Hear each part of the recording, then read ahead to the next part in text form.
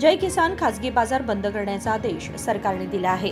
आज संध्याकाळी त्यांच्यासोबत बैठक आहे असे जिल्हाधिकारी मोहम्मद रोशन यांनी सांगितले। मंगळवारी बेळगावात पत्रकारांशी बोलताना ते म्हणाले की खासगी बाजार समितीने अधिकाऱ्यांवर दबाव टाकल्याची माहिती मिळाली आहे। संबंधित पोलीस अधिकाऱ्यांकडून कळवून त्यांच्यावर कारवाई करण्याचे निर्देश देण्यात येतील असे त्यांनी सांगितले। ಬೆಳಗಾವಿ ನಗರದಲ್ಲಿ ನಮ್ಮ ರೈತ ಬಾಂಧವರು ಬಂದು ಒಂದು ಮನವಿಯನ್ನು ನೀಡಿದ್ದಾರೆ।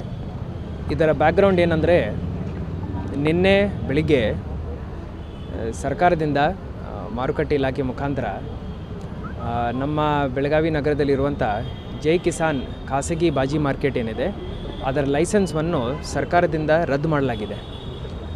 ಆ ಆರ್ಡರ್ ನಮಗೆ ಸಿಕ್ಕಿದ ನಂತರ ಅದನ್ನು ಎಲ್ಲ ಓದಿ ಅದರ ಮೇಲೆ ನಾವು ಒಂದು ಆದೇಶವನ್ನು ಜಿಲ್ಲಾಡಳಿತದಿಂದ ಜಿಲ್ಲಾಧಿಕಾರಿ ಅವರ ಕಚೇರಿಯಿಂದ ನಾವು ಹೊರಡಿಸಿದ್ದೀವಿ। ನಾನು AC ಅವರ ಅಧ್ಯಕ್ಷತೆಯಲ್ಲಿ ಒಂದು ತಂಡ ರಚನೆ ಮಾಡಿದ್ದೀನಿ। ಶಾಂತಿಯನ್ನು ಕಾಪಾಡಿಕೊಂಡು ಯಾರಿಗೆ ಯಾವುದೇ ತೊಂದರೆ ಆಗದಂತೆ ಈಗ ಪ್ರೈವೇಟ್ ಮಾರ್ಕೆಟಲ್ಲಿ ಚಟುವಟಿಕೆಗಳನ್ನು ನಾವು ಅವರು ಸ್ಥಗಿತಗೊಳಿಸಬೇಕು। ಜೊತೆಯಲ್ಲಿ APMCನಲ್ಲಿ ರೈತರಿಗೆ ಎಲ್ಲ ರೀತಿಯ ಸವಲತ್ತುಗಳು ಕಲ್ಪಿಸಬೇಕಂತ ಹೇಳಿ ನಾನು ಆ ಆದೇಶದಲ್ಲಿ ಅವರಿಗೆ ಹೇಳಿದ್ದೀನಿ।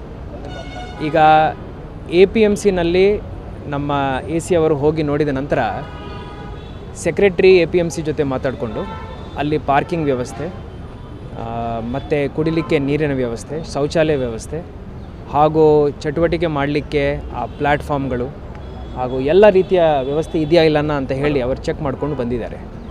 ಅವರ ರಿಪೋರ್ಟಂತೆ ಎಲ್ಲ ವ್ಯವಸ್ಥೆಗಳು ಇದ್ದಾವೆ ಅಂತ ಹೇಳಿ ಅವರು ನನಗೆ ತಿಳಿಸಿದ್ದಾರೆ।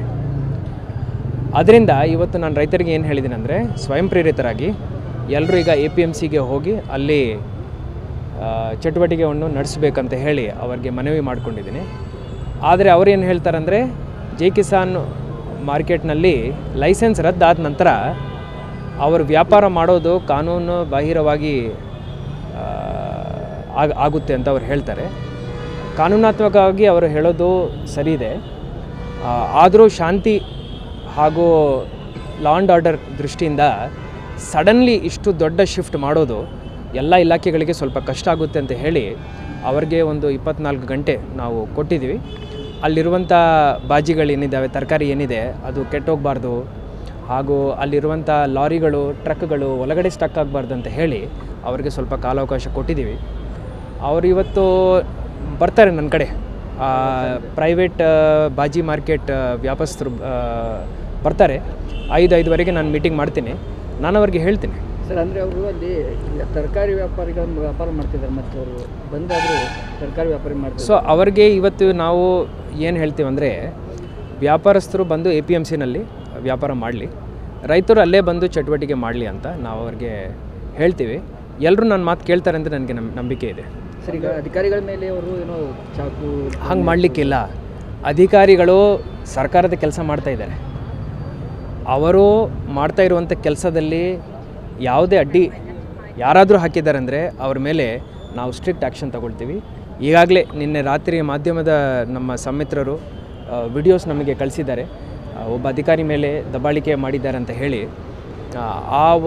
ಆ ಎಲ್ಲರ ಮೇಲೆ ನಾವೀಗ FIR बुक ಮಾಡ್ತೀವಿ, ಇದರಲ್ಲಿ डाऊट ಇಲ್ಲ सर। ಇನ್ನೊಂದು ಇದು ಬೆಳೆ ಪರಿಹಾರ याशिवाय पिकांच्या नुकसानीबाबत कृषी विभागाकडून सर्वेक्षण करण्यात येणार आहे। अहवाल आल्यानंतर सरकारला प्रस्ताव पाठवून शेतकऱ्यांना पीक नुकसानीची भरपाई दिली जाईल असेही त्यांनी स्पष्ट केले।